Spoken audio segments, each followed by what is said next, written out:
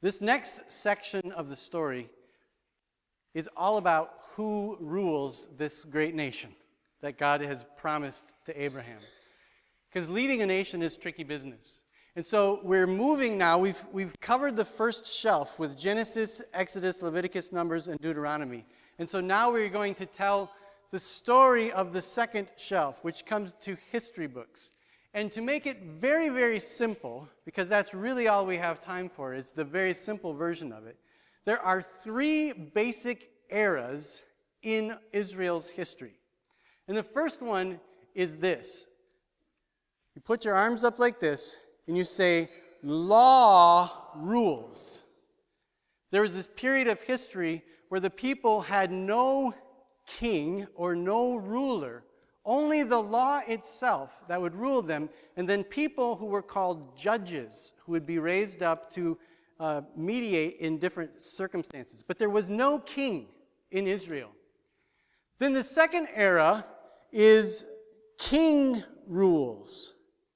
Now this period of timeline. So Moses was about 1500, okay? He was actually about 1400. And then from 1400, for the next 300 years or so, you have this period of time where the 12 tribes of Israel were divided up and occupied the land. Joshua led them into the land, they occupied the land. But then it got so bad that the people wanted a king.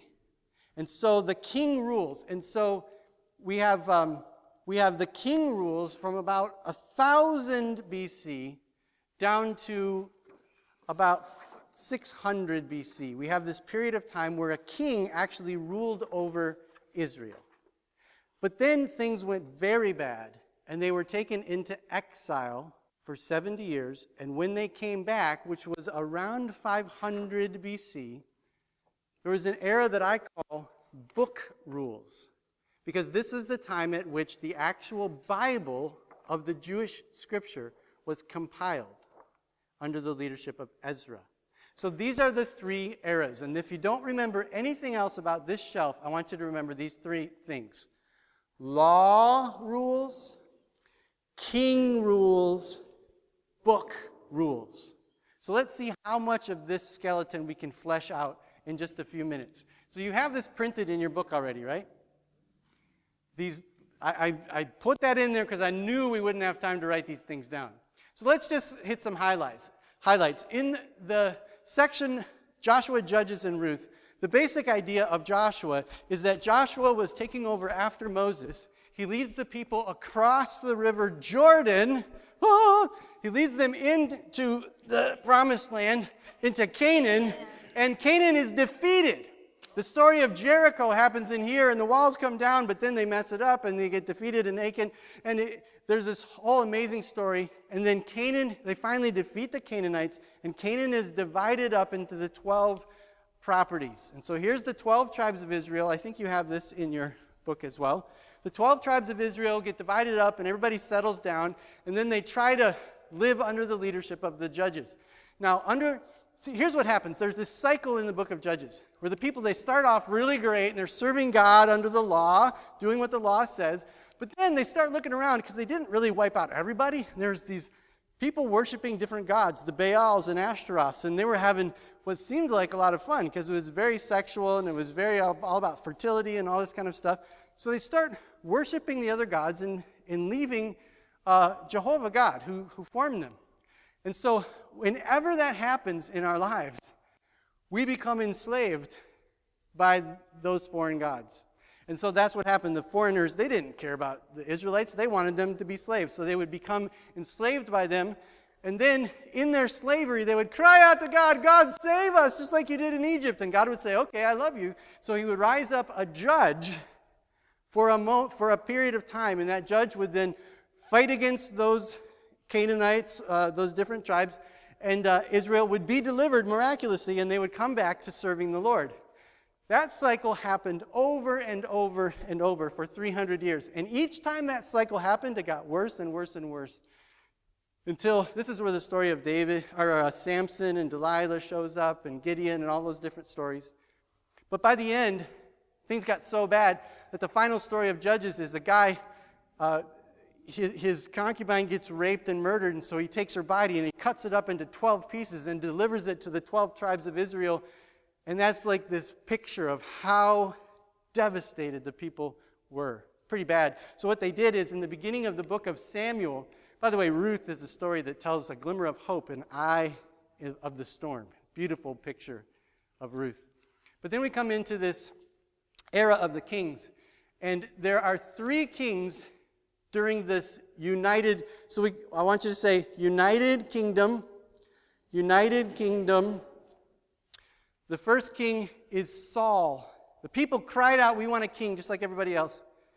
But Saul was the kind of king you would expect them to choose. He was tall, handsome, powerful, but he had no heart for God. So I want you to say, Saul, no heart. Say that, Saul, no heart. And then this young David, a shepherd boy, comes up and is anointed by God while Saul is still king, because David had a heart after God. David is the picture of a man who has a heart after God. He's by no means a perfect man, but he is honest with God. And so we say David has a whole heart. And then David has a son whose name is Solomon. And Solomon starts off really good asking for wisdom, but then Solomon gets trapped by money, power, and builds this beautiful temple, and everything falls apart after that, and the nation is divided. So Solomon has half a heart. So we have the united kingdom, 3 kings, Saul with no heart, David with a whole heart, and Solomon with half a heart. And that's what the story of 1 Samuel. 1 Samuel starts off like this. You can draw this if you want, but it starts with Samuel, who is one of the judges, and they reject Samuel as their leader, and they cry out, we want a king. So it's the decline of judges and the rise of kings. That's what the book of 1 Samuel is all about. The book of 2 Samuel, that's a picture, a drawing. By the way, remember, you can always go onto the website and look at these. There's stuff all on there on that. 2 Samuel is really the story of David. David starts off in obedience to God, but then he falls in adultery with Bathsheba. If you remember that story, he stays home from battle. He commits adultery with Uriah's wife named Bathsheba and has a child with her, but murders her husband in order to cover it up. And then he is confronted by the prophet Nathan, and David's heart is broken. And so David is restored in his relationship with God, but there are consequences to his behavior.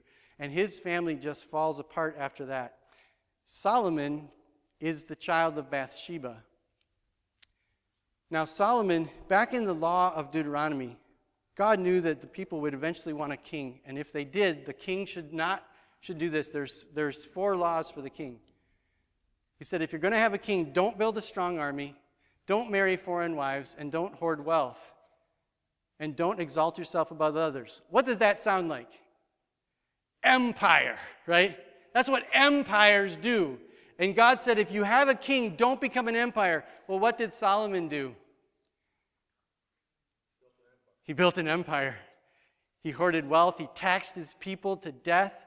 And he used that tax money to build this huge temple for God, laid with gold. And you know what God said about Solomon's temple?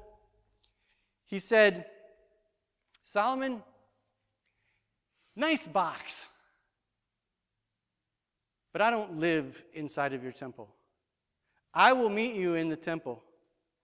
But if you go off the rails and misrepresent me, I'm out. I don't need a box.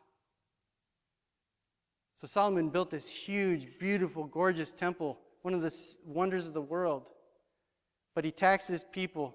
He hoarded chariots, which was like having tanks and attack planes in our day today.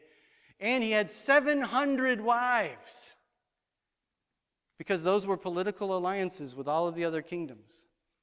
And you know what happened after Solomon died? The nation split right in half. There was civil war, and everything fell apart. And the nation was divided into 2 kingdoms. There was the kingdom to the north,